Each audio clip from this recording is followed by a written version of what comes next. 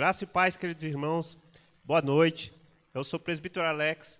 Hoje, essa noite, você que é novo no nosso canal, peço que você se inscreva, ative o sininho para receber as novas notificações de cada vídeo que a gente vai colocar aqui no canal. Amém? E hoje nós vamos dar continuidade à palavra do Senhor sobre discipulado. Na palavra de Mateus 5, o Sermão da Montanha. Nós tivemos a introdução, você vai ver aí a primeira, e hoje nós vamos dar continuidade com a segunda palavra do Senhor sobre discipulado, o apóstolo Adilson. Amém? Vem cá, apóstolo Adilson, trazer essa palavra abençoada para a gente. Amém? Deus abençoe. Glória a Deus. Obrigado, presbítero. Deus abençoe grandemente em nome de Jesus. Olá a todos, a graça e a paz do nosso Senhor Jesus Cristo. Seja muito bem-vindo neste momento no nosso canal, momento de nós estarmos aqui compartilhando da palavra de Deus. Agradeço aqui a equipe que sempre está me ajudando, sempre me apoiando aqui, me ajudando a montar todo esse material com muito carinho para você. Você pode ter certeza que estamos fazendo com muito carinho. Nosso único intuito aqui é edificar a sua vida, falar da palavra de Deus, falar do Evangelho, falar de reino de Deus para a tua vida. Então seja muito bem-vindo a mais uma ministração discipulado, o Sermão do Monte. Um desafio para você, um desafio para mim, um desafio para todos nós, né? Antes de nós estarmos já iniciando, não se esqueça, curta, compartilhe, aciona o sininho aí, gente, para que a gente possa estar divulgando. E o quanto mais pessoas você divulgar esse vídeo, nós vamos poder ter acesso mais exclusivo através do YouTube. Então ajuda a gente, compartilha. Às vezes você, irmão, fala assim, eu queria tanto evangelizar, eu queria tanto fazer alguma coisa para Deus. Está aí, algo que você pode nos ajudar. Você pode estar contribuindo, levando o evangelho, levando essa palavra a outras pessoas, divulgando. Por quê? Porque às vezes você gostaria tanto que uma pessoa ouvisse uma mensagem dessas, e se ela está edificando a sua vida, compartilhe com outra pessoa. Tantas pessoas precisam de direcionamento, e você pode ter certeza que essas ministrações vão direcionar a sua vida, amém?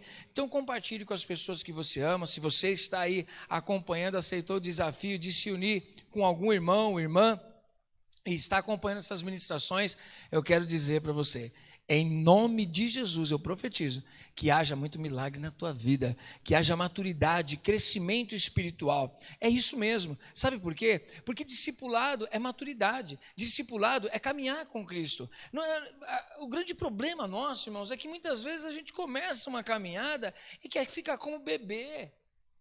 Deixa eu contar uma coisa para você. Você sabia que o nosso cérebro é muito preguiçoso? Se nós não estimularmos, ele vai procurar uma zona de conforto.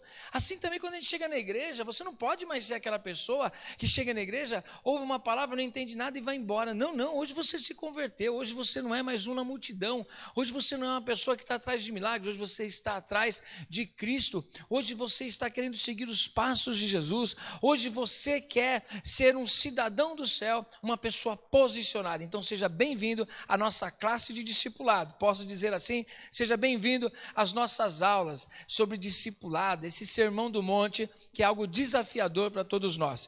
E hoje nós vamos ler Mateus capítulo 5, abre aí comigo, Mateus capítulo de número 5, versículo de número 3. Hoje a nossa ministração será em cima de Mateus capítulo de número 5, versículo 3. Deixa eu dizer para você, convido, irmãos, olha, só para você ter noção do que é que nós estamos falando, você não pode começar agora nesse vídeo. Eu sugiro a você, se você começou agora esse vídeo aqui, e você não assistiu o vídeo anterior, está aqui, é aqui que fica isso? É só voltar lá? É só ir lá na playlist, na primeira ministração, porque a primeira ministração é uma ministração introdutória. Se você pegar aqui, a partir dessa, vai ficar te faltando um pedacinho, tem uma lacuna lá atrás que você não pegou. Então vai lá, entra, acessa, e aí você vai ter a noção desse pano de fundo do que nós estamos fazendo aqui com essas ministrações. Aí sim, depois você passa por essa ministração e vai pegando todas as outras ministrações. Gente, daqui a pouco nós vamos ter uma playlist enorme de ministrações que vai ser um conteúdo poderoso para abençoar a tua vida, e tudo isso de maneira gratuita para você. Gratuita para você. E você que é pastor, você que é líder na sua igreja, se de repente você se interessar por uma dessas mensagens e quiser que a gente vá ministrar na sua igreja, pode chamar que eu vou, irmão. É só chamar, nós vamos agendar e eu vou lá ministrar lá na sua igreja, ter essa honra de levar a palavra de Deus. Apóstolo, quanto você vai me cobrar? Eu não cobro, irmão. Eu não cobro para levar o evangelho, a palavra de Deus, tá bom? Então assim, se você de alguma maneira ficou tocado por essas ministrações e gostaria de trazer uma ministração dessa na sua igreja, fale comigo, me procure. Procure a nossa igreja, aqui é a Igreja Apostólica Efrata. A nossa Igreja Apostólica Efrata fica aqui no Tucuruvi. Nos procure, você entra no nosso site, tem lá o endereço, você vai ter acesso até nós. De alguma maneira você vai conseguir ter acesso até a mim. E aí nós vamos agendar e eu vou ter a honra de ministrar aí na tua igreja, levar a palavra de Deus, tá bom? Vai ser edificante. Então, estou aqui me colocando à disposição para o reino de Deus. Meu desejo é levar a palavra de Deus. E conte comigo para a gente crescer juntos, amém? E hoje nós vamos falar sobre o Evangelho de Mateus. É importante nós sabermos sobre a vida do escritor. Esse escritor é um dentre dois que andam com Jesus Cristo como seus discípulos. E esse homem, também conhecido por Levi, ele é o escritor do Evangelho, segundo escreveu Mateus. Uma testemunha ocular, alguém que anda com Jesus Cristo. E esse Evangelho de Mateus é um evangelho que ele é diferenciado de outros evangelhos por causa da visão que Mateus tem. Mateus, por ele também ser, ou Levi, também ser um judeu, ele é uma pessoa que quer mostrar para o seu povo que Jesus, através da genealogia, ele realmente é o Messias, o ungido, o Cristo, o enviado de Deus. Então, nós vamos perceber que ele faz uma questão de iniciar o evangelho, a boa nova, a boa notícia, que é isso que significa evangelho. Se você não sabia, evangelho significa boa nova. E qual a boa nova? A boa notícia. João 3,16, que Deus amou o mundo. Essa é a boa notícia. Deus te amou, Deus me amou. Que coisa linda, maravilhosa. Um amor extravagante, um amor que te alcança, um amor que alcança o pecador, que nos ama, não porque nós somos pela nossa perfeição, muito pelo contrário, mesmo sendo imperfeitos, esse amor te alcançou e me alcançou. E hoje nós estamos aqui nessa sala de aula, nós estamos aqui nesse bate-papo, estamos aqui com essa ministração poderosa e transformadora para a tua vida, amém? E no Evangelho de Mateus nós vemos uma visão maravilhosa. Ele gosta de olhar os sermãos, ele gosta de ver, classificar como o sermão do monte, as parábolas do reino, os ensinos de Jesus Cristo. E lembremos, como nós já vimos na outra ministração, que Jesus ele vem para revelar quem Deus é para cada um de nós. Então, quando nós dizemos assim, vamos ser discípulos de Cristo, nós vamos seguir o Filho de Deus. Nós vamos seguir o protótipo para a criação, aquele que é o referencial, aquele que Deus, que é o protótipo para nós, ou seja, é a imagem daquele que nós deveríamos ser. Jesus é o exemplo a ser seguido. Isso é discipulado, ok? Então Jesus ele poderia simplesmente descer e salvar, morrer e ressuscitar? Sim, mas ele passou um tempo com pessoas para revelar quem Deus era. Então, quando nós hoje nos sentarmos mais uma vez para ouvir o Mestre falar, nós vamos aprender sobre valores que vêm do céu. Por que é importante nós termos isso? Irmãos, preste atenção no que eu vou ministrar para você neste momento. É uma coisa muito forte, muito forte. Hoje em dia, nós temos vivido momentos, assim como também aconteceram momentos no passado, na época de Jesus. Isso faz parte, é inerente ao ser humano. O ser humano, ele busca por reconhecimento. Ele vive uma busca, e muitas vezes desenfreada, para que ele esteja em destaque. Ele busca ser o melhor, ser referencial para os outros, estar em destaque diante das outras pessoas. E isso era uma coisa que muitos mestres ensinavam. Muitos mestres ensinavam os seus discípulos como deveriam se portar diante das pessoas e como eles eram importantes diante de outras pessoas que ali os admiravam. Como seria então o ensino do Mestre Jesus? Será que o ensino do Mestre Jesus seria um ensino igual aos outros mestres ensinavam? O que haveria de diferente em Jesus Cristo para que as pessoas o ouvissem, para que as pessoas dessem atenção para ele? É por isso que muitas vezes Jesus fazia muito milagre. Por quê? Porque imagine só, quando chegava uma pessoa, como aconteceu no caso do paralítico, aonde pegam aquele paralítico, descem ele, destelham a casa, colocam ele lá por cima do telhado, aqueles 4 amigos, olha a logística, a dificuldade que eles encontram para descer aquele paralítico. Só que diz a palavra de Deus que no meio daquela dificuldade, quando eles descem o paralítico, Jesus olha para o paralítico e diz o seguinte: os teus pecados te são perdoados. Automaticamente, só pode perdoar pecados Deus. Homem algum pode perdoar pecados. Jesus, conhecendo o coração deles, Jesus olha para eles e diz o seguinte: olha, o que é mais fácil? Dizer para ele, perdoados são os pecados? Ou dizer para ele, toma a tua cama, toma o teu leito e anda? E a resposta é lógica. Ambas as situações são coisas impossíveis. É impossível um homem perdoar o pecado e é impossível um homem curar o enfermo. O que Jesus faz? Para que vocês saibam que o Filho do Homem tem poder de perdoar pecados, eu te digo, toma o teu leito, levanta-te e anda. Jesus estava mostrando que ele é Deus. Gente, agora pensa nisso, Pai eterno, que desafio. Se eu disser para você que discipulado é ser imitador de Deus, você acredita nisso, irmão? A gente poderia dizer que estamos numa série de ministrações que poderia ser intitulado também Imitadores de Deus. É isso que a palavra de Deus nos ensina. Paulo teve essa revelação. Sermos imitadores de Deus, imitarmos a Jesus, trazermos a voz de Deus à humanidade, representante dos céus na terra. Só que é interessante que no discipulado é o momento de ensino. E a primeira coisa que Jesus vai ensinar é contrário, é antagônico ao desejo do ser humano.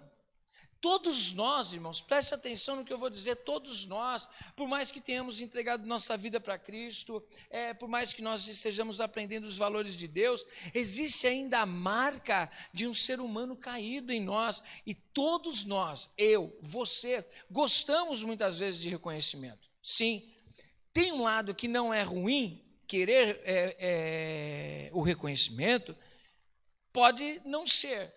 Mas quando você vive em prol do reconhecimento, isso se torna pecaminoso e pode te levar à queda.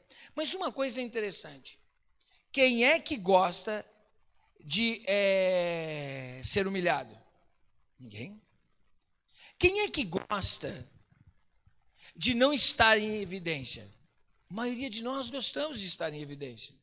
Quem é que gosta de ser apontado pelos seus erros? Ninguém gosta. Essa irmão não gosta. Ninguém gosta. Ninguém gosta. Sabe aquela pessoa? Imagine só, naquele jogo, na decisão do campeonato, aquele batedor do pênalti joga a bola fora. A pessoa quer linchar ele. A pessoa se sente mal, a pessoa chora, a pessoa se desespera. Por quê? Porque ela decepcionou as outras pessoas. Ela decepcionou pessoas que acreditaram nela que ela ia fazer aquele gol. Ela decepcionou pessoas porque ela acertou tanto justamente aquele, que é tão importante, aquele gol que é o gol para fechar mesmo, ela errou. Olha só, a gente cria expectativa. E quantas vezes você que gosta de futebol está entendendo o que eu estou dizendo? Quantas vezes você não se frustrou com o seu time, não entristeceu o seu coração? Talvez você, lá batendo aquela bolinha com seus amigos, brincando, você também não falhou. Talvez você como criança, talvez você como adolescente, ao estar estudando também, você percebeu que você estudou tanto, aí você foi lá e bombou na prova, você foi mal, aí as pessoas falam, poxa, mas você não estudou, outros falam assim, você é burrinho mesmo, não sei o quê, e a gente não gosta desse lado de dizer assim, você não é perfeito, você não é bom. Nós não somos pessoas que gostamos, o ser humano não gosta de que vejam nele as falhas. Sim, a primeira coisa que a gente faz quando as pessoas veem as nossas falhas é queremos justificar as nossas falhas. Isso é terrível, ok? Agora imagine só, que escola você escolheria? Primeira escola, primeiro mestre que vai te ensinar. você vai se assentar nas primeiras cadeiras e vai estar em destaque. A escola desse mestre também ensina que você vai ser honrado diante das pessoas. A escola desse mestre também te ensina que você vai ser uma pessoa que vai ter grandes oportunidades nessa terra. Você também faz parte da escola deste mestre, você está ouvindo esse mestre te convidando a estar no lugar de destaque. Este mestre também te convida a viver uma vida de sucesso humano. As pessoas te reconhecerem. Imagine só um mestre que te chama para dizer que você é bom, para dizer que você não é igual às outras pessoas, que você é uma pessoa diferenciada. Dizer para você que você nasceu de uma família privilegiada, você nasceu de um povo privilegiado, você nasceu de uma família que tem aliança com Deus, você faz parte de um povo seleto, você faz parte de um grupo de seres humanos que são especiais, diferente de muitas pessoas que são miseráveis. Imagine. Esse é um lado. Apóstolo, existiam pessoas assim? Deixa eu dizer para você. Antigamente, na época de Jesus, existia um grupo de pessoas assim. Sabe como é o nome desse grupo de pessoas? Era o grupo de pessoas conhecido como o grupo dos fariseus. Quem eram essas pessoas? Eles eram mestres em Israel. Eles eram pessoas que ensinavam a palavra, conheciam da Torá. Sim. Eles eram pessoas que se achavam melhor. Você se lembra quando Jesus, ele cura aquele rapaz que estava cego, e aí o menino sai, ele não conhecia quem era Jesus, e aí os fariseus começam a interrogar ele, e as pessoas não querem aceitar que foi Jesus que curou ele, porque eles estão assombrados com o que aconteceu, e eles começam a interrogam o rapaz, interrogam a família, até que a família diz, não, olha, vai lá e interroga ele não é mais uma criança. E aí eles interrogam, e aí o rapaz cego diz assim, você quer se tornar discípulo dele também? Aí eles pegam e dizem assim, seja discípulo dele tu, que nasceu todo em pecado, nós somos pessoas santas. Uma escola da época de Jesus, que dizia que eles eram os filhos de Abraão, pessoas que têm aliança. Eles diziam para João, nós somos filhos de Abraão. Eles diziam para Jesus, nós somos filhos de Abraão. Nós nunca fomos escravos, mas me parece que eles estão esquecendo da palavra. Essa escola da época de Jesus, dos principais dos sacerdotes, dos fariseus, eram pessoas que olhavam para si e vestiam as suas roupas e gostavam de ser saudados nas praças. Gostavam de ser evidenciados e mostrar que eles eram os maiorais, que eles eram os grandes mestres, e com certeza existiam muitas pessoas que os seguiam, eram pessoas influentes. Tanto eram influentes que lá na frente, mais lá na frente, nós vamos ver que eles mesmos pedem a morte de Jesus Cristo. Tem todo um lado espiritual, sim, mas tem todo um lado político, religioso, poder. As áreas que Jesus rejeitou lá no deserto, que Satanás veio oferecer para ele, são as áreas que esses homens muitas vezes buscavam. Você pensa que o fariseu é alguém que não conhece da palavra? Você pensa que um fariseu é uma pessoa que tem uma vida sem regra? Muito pelo contrário. O grande problema do fariseu é que ele gosta de olhar a vida dos outros, coar um mosquito e engolir um camelo na vida dele. É uma pessoa que gosta de olhar o cisco nos olhos das pessoas, mas esquece de olhar na trave que tem nos seus olhos. E Jesus era veementemente cobrador da vida desses homens. Por quê? Porque eles eram os religiosos da época que ficavam na porta, sabe? A pessoa não entra, mas não deixa ninguém entrar. A pessoa fica ali na porta, ao invés de deixar as pessoas entrar no reino de Deus, eles começam a colocar empecilhos, começam a dizer não pode isso, não pode aquilo outro, cheio de costumes. Irmãos, haviam coisas que eles mesmos diziam, como lavar as mãos, outras ideias de mestres, que eles queriam igualar a Bíblia. Às vezes até tinham muitos conselhos bons, muitos conselhos práticos, sábios e aplicáveis na vida, mas não era segundo a palavra de Deus. Eles começavam a medir da mesma maneira que muitas pessoas se medem hoje e erram. terrivelmente. Sabe o quê? Quando muitas vezes as pessoas começam a se olhar e começam a dizer quem paga mais preço. Quem na igreja não olhou um para o outro ou não ouviu uma palavra assim, eu pago o preço, aquele ali não paga preço. Olha, eu faço, aquele ali não faz. Deixa eu dizer uma coisa para você, você precisa avaliar quem é que você colocou como padrão. Se você está avaliando o padrão como homem, você vai olhar que um paga um preço, outro paga outro. Mas você não tem o homem como padrão. O padrão é Jesus Cristo, Ele pagou o preço. Aí eu quero ver. Aí eu quero ver alguém do ministério de louvor dizer assim, eu pago mais preço do que Cristo. Eu quero ver um pastor dizer, eu pago mais preço do que Cristo.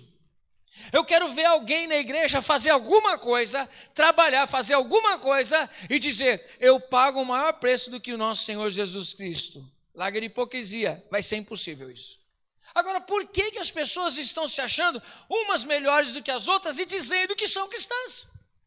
Pessoas que estão dizendo, eu sou bom, eu sei, eu sou bom, eu sou uma pessoa cheia de valores, eu sou uma pessoa que eu sou melhor do que aquele ali, eu estou na igreja, eu sou melhor do que aquele que está fora da igreja, eu sou melhor do que aquele irmão ali, eu sou melhor do que aquele irmãozinho do louvor, eu sou melhor do que aquele povo ali, eu sou melhor do que aquele outro ali. Querido, isso é coisa de fariseu dos dias de hoje, pessoa que não sabe admitir a sua condição e fica olhando a condição da vida das pessoas. Sabe aquele dia de Santa Ceia, onde as pessoas, ao invés de cuidar da sua própria vida, ficam julgando a vida das pessoas?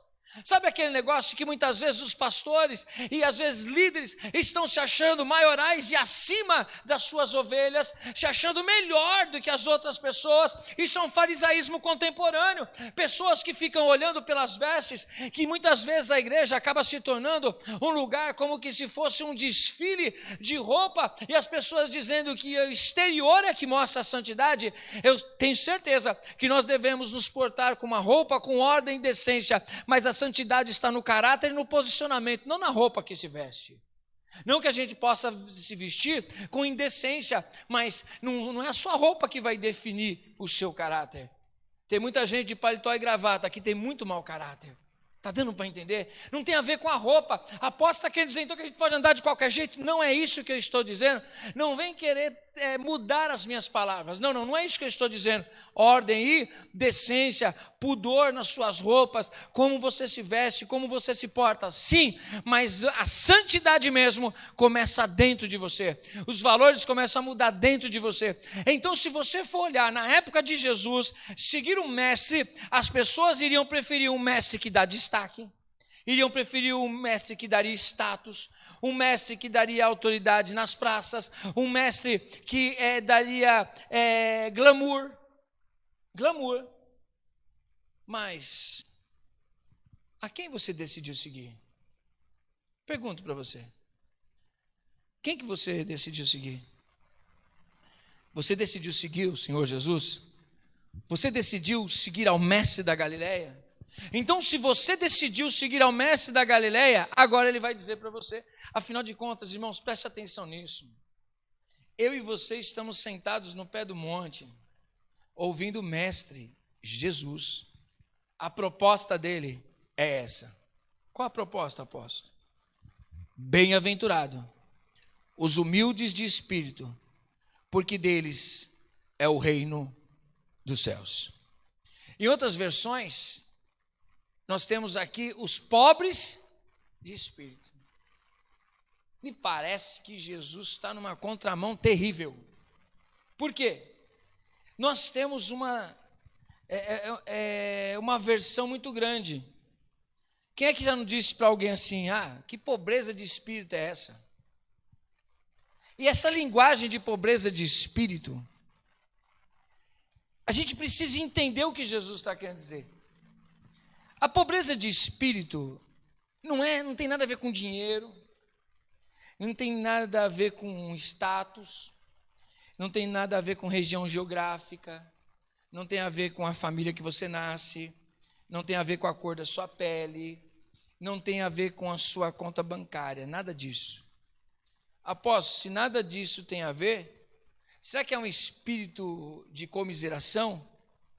Será que o que Jesus está dizendo é aquele espírito de dizer, eu não presto, não valho nada, ficar se martirizando. Não. O que Jesus está dizendo não é o espírito diante do homem, é o espírito diante de Deus. Imagine só, você pega uma pessoa pobre, miserável. O que a pessoa tem a oferecer? Se uma pessoa é pobre, miserável, o que ela tem a oferecer para você, irmão? Nada. Não é isso? Quando você vê uma pessoa que ela não tem onde morar, você vê uma pessoa que ela não tem o que comer, ela não tem o que vestir, não tem uma água para beber, não tem o mínimo de saneamento, nada. É uma pessoa que está na miséria. Sim ou não? Miséria. E se eu disser para você que essa é a nossa condição diante de Deus, você acredita? Não, apóstolo. Não pode ser. Diante de Deus, não. Não. É isso que Jesus está dizendo. Não, apóstolo, mas eu sou bom. Eu sou um cara bacana, eu sou uma mina bacana, eu sou joinha. Você viu, eu dei uma cesta básica ali, ó. Não, apóstolo, eu perdoei o fulano ali. Não, eu não sou tão mal assim, não. O senhor está enganado a meu respeito. Eu posso me enganar a seu respeito, mas a Bíblia jamais. Deus não se engana a seu respeito. O que é que Jesus então está querendo dizer sobre ser pobre de espírito? Primeiro, eu preciso traduzir para você o que significa bem-aventurados. O que significa bem-aventurado? É uma pessoa feliz. Como que uma pessoa, apóstolo? A frase é antagônica em si. Como que uma pessoa pode ser feliz e ser pobre de espírito ao mesmo tempo? Ela pode. No reino é assim. Por quê? Bem-aventurados é como Jesus estiver dizendo assim: felizes são aqueles que admitem a sua pobreza espiritual diante de Deus, porque então desses será o reino de Deus. Felizes são aqueles que admitem a sua pobreza espiritual diante de Deus. Dessas pessoas é que é o reino de Deus. Querido, se você não admitir a sua condição de miserável, você não tem como desfrutar de reino de Deus. Ah, apóstolo, não é assim. Irmãos, o nosso grande problema é que nós nos comparamos a outros seres humanos, mas de alguma maneira sempre nós falhamos. Deixa eu dizer uma coisa para você. Se você for julgar por parâmetros humanos, você vai me julgar, você vai julgar o irmão. Ah, mas a Bíblia diz, não julgueis para que não sejais julgados. A gente vai chegar até lá, tá? Mas você vai ficar comparando o irmão com o outro, a roupa que veste, o dinheiro que tem. Você vai começar a comparar o preço que se paga pelas coisas. Você vai começar a comparar se um ajuda mais, outro ajuda menos, se outro é mais humilde, outro é mais arrogante. Você vai comparar isso daí. Mas já que o céu não é meu, não é teu, quem é que tem que dar o parâmetro para nós? Sabe por quê? Presta atenção numa coisa. Verdade é absoluta ou verdade é algo relativo? Aí você fala assim, bom, verdade é algo absoluto. E por que cada um tem sua verdade? Para que a verdade seja absoluta, você precisa ter uma base para ela ser absoluta. E a palavra de Deus para nós como cristãos, ela é absoluta. Amém? A verdade do homem, ela é mutável. Vem cá comigo. Quantas vezes, você que é mais antigo, né, pessoal das antigas, quantas vezes a bateria era do diabo na igreja? Quantas vezes não disseram que o solo da guitarra era coisa do diabo na igreja? E impediam. E por que as igrejas agora têm bateria e têm guitarra? Tem até grupo de samba, de pagode gospel. Está dando para entender? Será que isso era uma ideia de Deus ou será que isso era uma ideia do homem? Será que os julgamentos sobre as coisas que eram de uma época costumes e se tornaram regras, dogmas, valores que eram humanos, e o pessoal estava dizendo tudo que era Deus falando. Quantas pessoas, eu já não ouvi de histórias, não sei se você já participou disso, ou já ouviu dessas histórias também, de pessoas que pregavam para as pessoas assim: olha, que não pode ter televisão, que televisão é coisa ruim.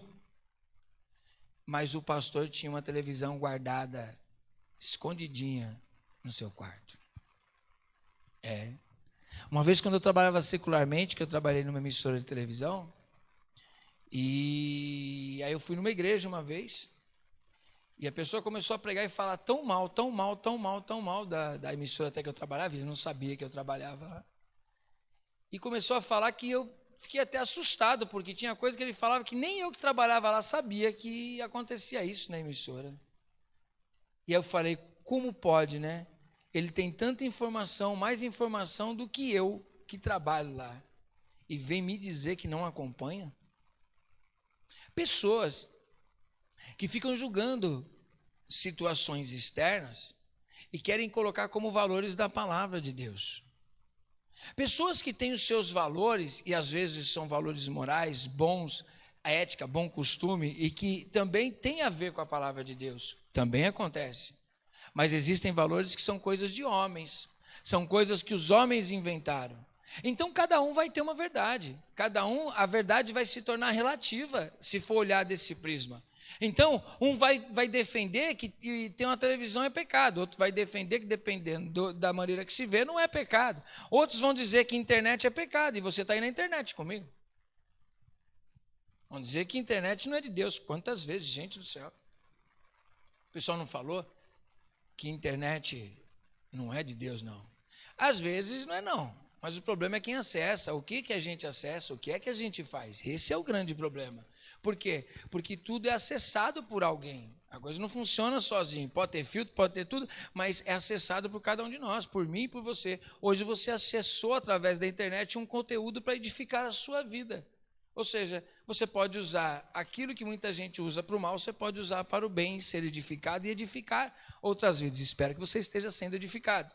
Espero que você também edifique outras vidas compartilhando esse material. Amém?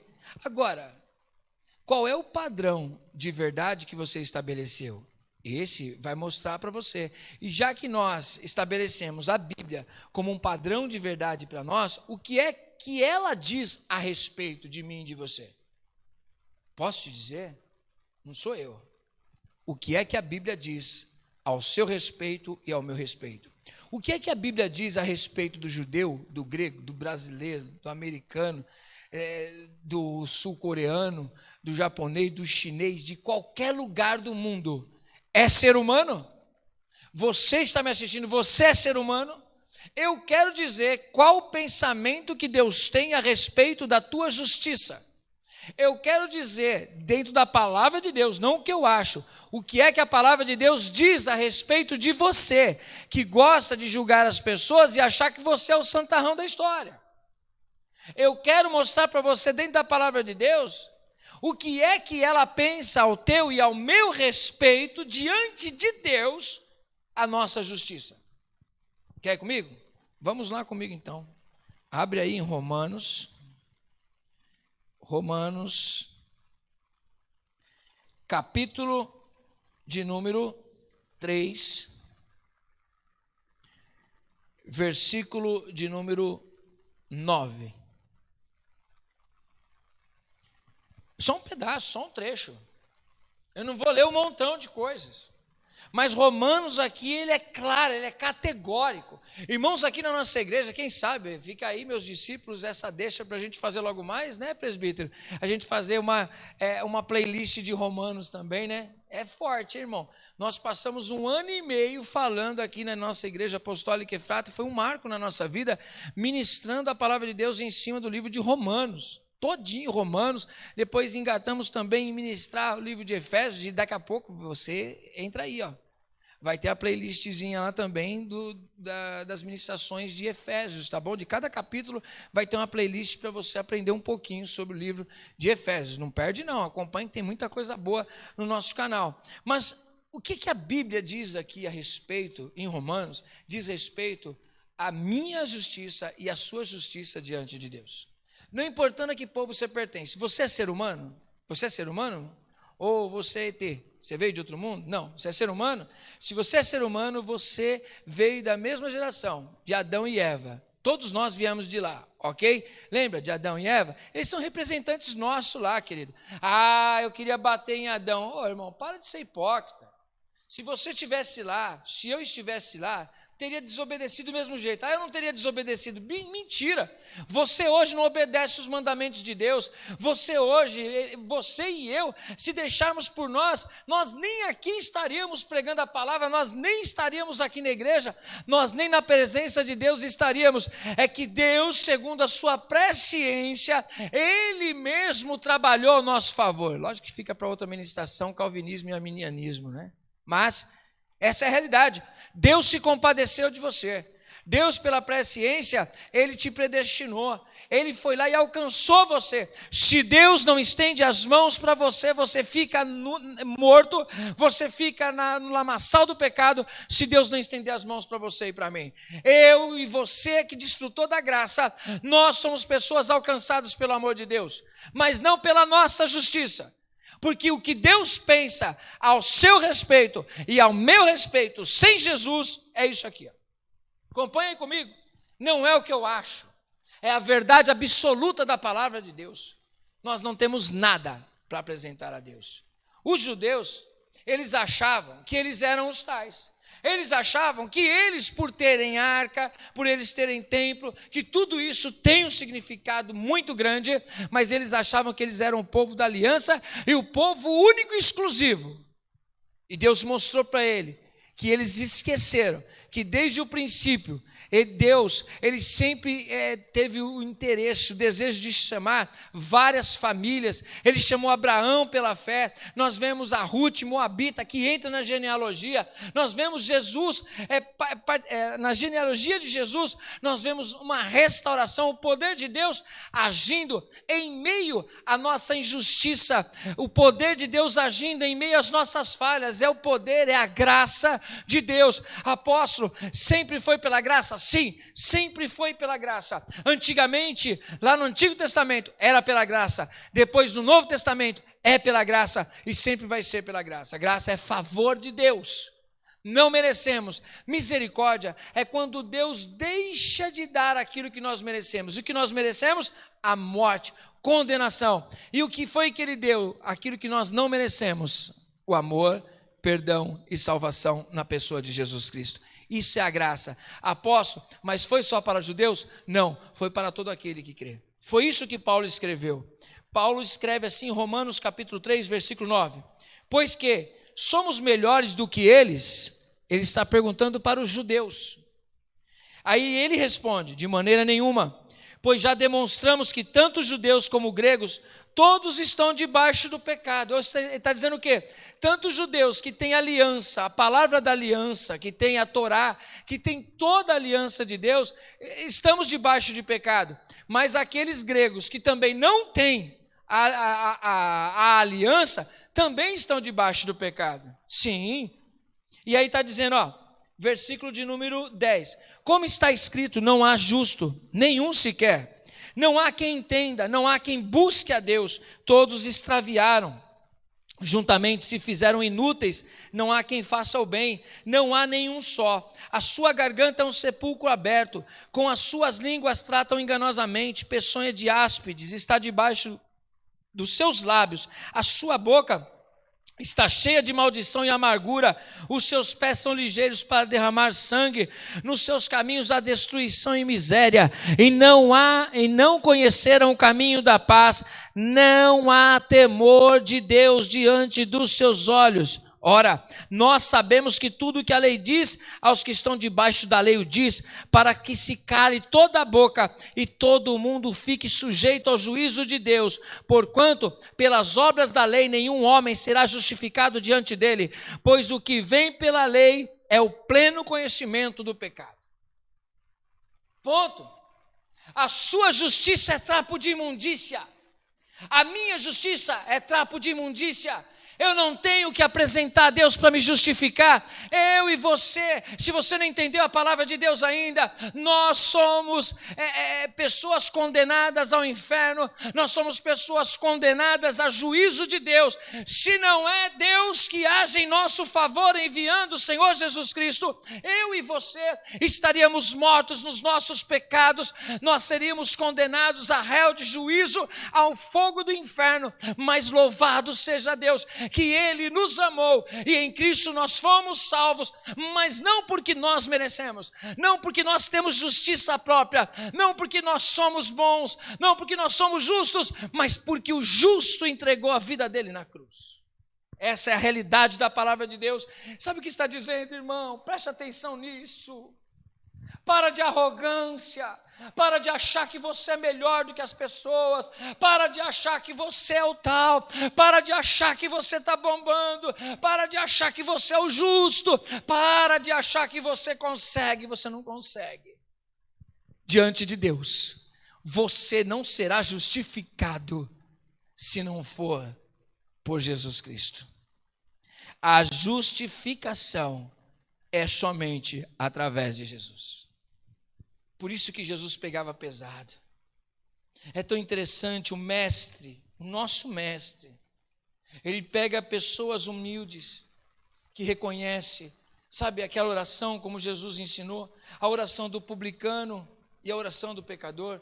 O que era o publicano? O publicano é aquele que gostava da aparência, gostava de orar nas primeiras fileiras e bater no peito e dizer assim: ainda bem que eu não sou como esse miserável pecador que está aqui do meu lado. E o pecador batia e dizia assim: olha, miserável homem que sou, tem misericórdia de mim, me perdoa dos meus pecados, Senhor. Eu não tenho justiça própria, eu diante de Ti, a minha justiça é trapo de imundícia. Eu admito a minha condição de pecador, eu admito a minha condição de pobre, de miserável, que eu não tenho o que Te oferecer, Senhor.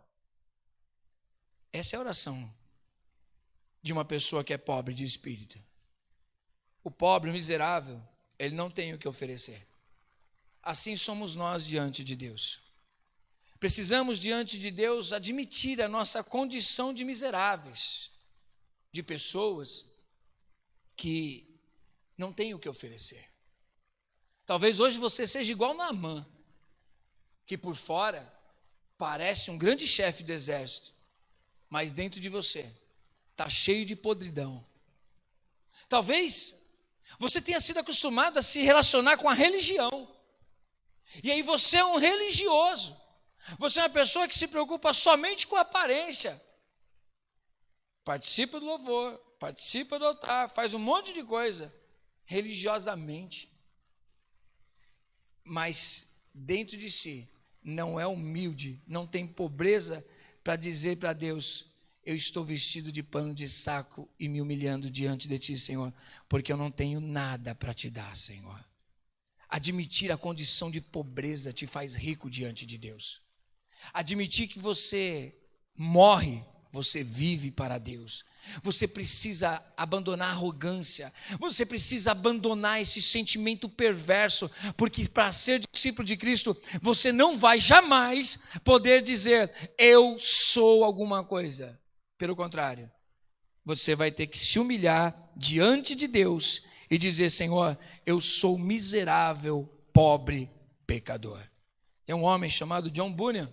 Esse homem, ele vive numa esquizofrenia espiritual. Ele vive em dois mundos. Tem hora que ele acha que vai para o inferno, tem hora que ele está no céu, mas ele começa a olhar a graça se manifestando. Quando ele olha o pecado dele, ele fala: vou para o inferno. Mas quando ele olha para a graça se manifestando, ele fala: eu vou para o céu. É a graça de Deus. Paulo, ele nos mostra isso. Ele diz: miserável homem que sou, quem me livrará dessa situação de condenação? Graças a Deus por Jesus Cristo, meu Senhor, que me livra da morte eterna, que me purifica, que me faz mais alvo do que a neve diante de Deus. Querido, pense numa coisa: se nós conseguíssemos nos justificar diante de Deus, por que Jesus entregaria a vida dele numa cruz? Está dando para entender? Então, quando Jesus está ensinando para os seus discípulos aqui, que felizes são aqueles que têm pobreza de espírito, porque deles é o reino dos céus, é o reino de Deus. Ele está ensinando para você e para mim que quando você admite a sua miserabilidade, se posso dizer assim, quando você admite que você é um miserável pecador diante de Deus, você se torna rico, você se torna uma pessoa dependente de Deus. Quem não admite a sua condição, entende que tem alguma coisa para oferecer para Deus. Enquanto você entender que você tem alguma coisa boa para oferecer para Deus, você ainda não entendeu quem você é diante dele. E sabe qual é o grande problema? Gente, isso traz uma complexidade tão grande para a vida das pessoas. Sabe por quê? Porque pensa comigo, se você é uma pessoa santa, bonita, cheirosa, justa, você tem direitos diante de Deus, sim ou não? Tem. Mas você é essa pessoa? Não. E por que você acha que você está cheio de direito diante de Deus? Quando o pecador entende que não tem direito nenhum, aquilo que tem é muita graça para a vida dele. Está dando para você entender essa verdade? Imagine só, eu e você, miseráveis pecadores, recebemos um banquete de Deus. Então tenha humildade de espírito, seja pobre de espírito diante de Deus, dizendo assim: Senhor, eu admito, eu sou pobre espiritualmente para te oferecer alguma coisa. Mas que nem disse Paulo, diga o fraco, sou forte, porque o poder se aperfeiçoa na minha fraqueza. Quanto mais dependente de Deus, mais fortalecido você será. Quanto mais você entender, irmão, presta atenção, quanto mais você diminuir, mais ele cresce. Quanto mais você se humilha, mais ele te exalta. Se humilhar não vem de Deus, se humilhar parte de você. Você se humilha e Deus te exalta. Amém? Está dando para você entender? Você precisa reconhecer. Eu preciso reconhecer a cada dia na minha vida que eu não sou digno do prato de comida que eu como, não sou digno do ar que eu respiro, não sou digno de nenhum bem que eu tenho. Ah, apóstolo, não diz isso não. Digo sim, porque tudo isso veio pela graça de Deus. É a graça de Deus na minha vida. Como dizia o salmista em Salmo 116, o que darei eu ao Senhor por todos os bens que Ele me tem feito? É impossível eu pagar. Eu jamais saberei o preço total do meu pecado que Jesus pagou lá na cruz. É algo incalculável. Não dá para calcular. O sangue de Cristo é um preço pago por mim e por você. Irmãos, e se a gente for entrar por esse caminho e ministrar mais sobre você foi comprado no mercado de escravo. Ah, irmão, eu louvo a Deus nesta noite. Eu louvo a Deus nesta noite porque eu fui comprado pelo sangue de Jesus Cristo. Eu fui comprado pelo amor de Deus. Eu não tenho nada, nós não temos nada para oferecer para Ele. Você não tem nada para oferecer para Deus. E ainda assim Ele te ama, ainda assim Ele olha para você, quando você admite a sua miserabilidade, você diz assim, olha, eu sou miserável, Ele diz assim, eu te amo, é aí que eu te amo, é por saber que você não tem nada para oferecer, porque eu entreguei meu filho lá na cruz. Porque se você tivesse alguma coisa para oferecer, eu não entregaria meu filho lá na cruz. Mas como você não pode se justificar, você é falho, você é pecador, eu coloquei um santo justo para perdoar os seus pecados, para te dar uma nova vida, para que você seja rico. Jesus se fez pobre para você ser rico, Ele foi enfermo para você ser sarado, Ele se fez morte para você receber vida, por isso que com Ele morremos e com Ele ressuscitamos. Essa é a palavra de Deus, é ser bem-aventurado, é ser feliz. Querido, se você olhar que você vai ter alguma coisa para apresentar para Deus, você vai se frustrar, você vai ser triste, e você pode ver, irmão, eu falho, você falha. Quantas vezes nós não queríamos falhar, e quando nós nos pegamos, estamos lá falhando nos mesmos erros, e aí nós ficamos tristes, nós choramos, nós amarguramos o nosso coração, dizendo, miserável homem que sou, e Deus olha para você e diz assim, mesmo você falhando, você tem um advogado diante de mim, que ele ora por você, Ele intercede para você, é aquele que tem as mãos furadas, é aquele que derramou o sangue na cruz para te perdoar. Ou seja, a glória dele não é tua, não é minha. Perdão de Deus sobre você. Agora, quando você admite a sua miséria interior, a falta de valores próprios para dar, irmão, se você acha que você tem muita coisa para dar, leia Gálatas capítulo 5, versículo 19 até o 22. O que é fruto da carne, o que é fruto do Espírito. Presta atenção, fruto da carne só lixo. Fruto do Espírito é uma ação do Espírito em mim, em você. Sem o Espírito Santo, você não dá os valores. O que você tem para oferecer para Deus, irmão? O que você está achando que você é melhor que os outros? Já deu para entender, né? Topa ainda ser discípulo de Cristo? Topa ainda seguir o mestre de Nazaré? Ele disse: felizes aqueles que admitem que não têm o que dar para Deus. É desses que é o reino dos céus. É desse o reino de Deus. É isso que a palavra de Deus nos ensina hoje. E a gente fecha. Felizes, bem-aventurados os pobres de espírito, porque deles é o reino dos céus. Quem foi que disse? Eu? Não, o mestre, o nosso mestre. Esse é o ensino do monte hoje. Pode se levantar. O mestre te ensinou. Não deixa aqui não. Pegue o seu quinhão, leve embora e pratique. Trouxe a cartilinha?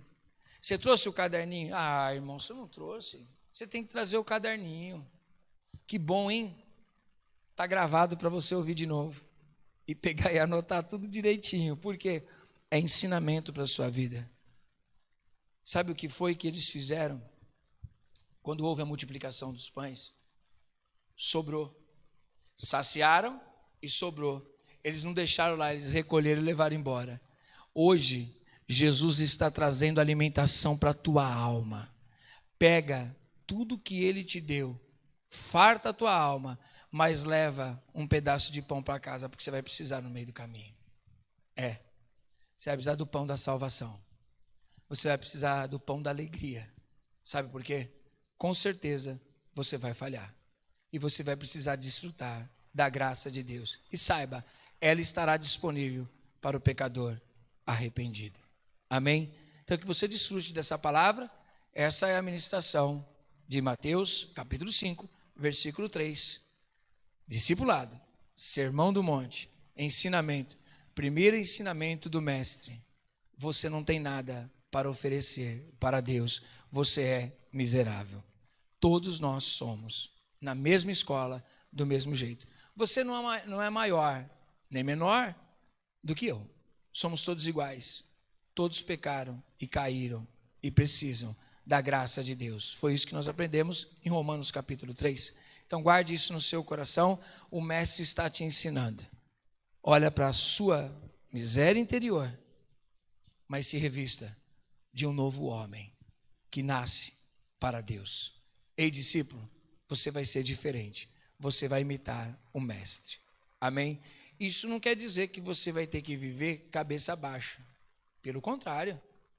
Você vai levantar a sua cabeça e vai dizer: como ele me amou. Se eu posso sugestionar um louvor para você, louvores que digam o quanto ele te amou. Receba o amor de Deus. Uma vez, Jesus recebeu uma mulher que chorava e lavava os seus pés.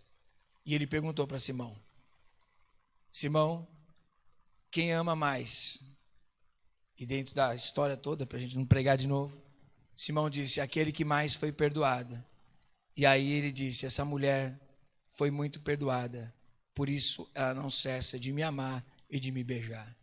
Se jogue aos pés de Cristo, derrame o seu azeite, chore com as suas lágrimas, enxugue com os seus cabelos, tenha envolvimento e receba o perdão dos seus pecados, o amor de Deus sobre a sua vida.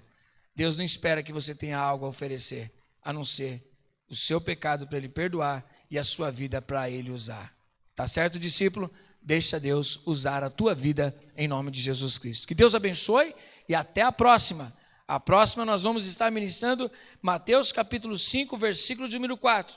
Bem-aventurados que choram, porque eles serão consolados. Opa, mas chora por quê?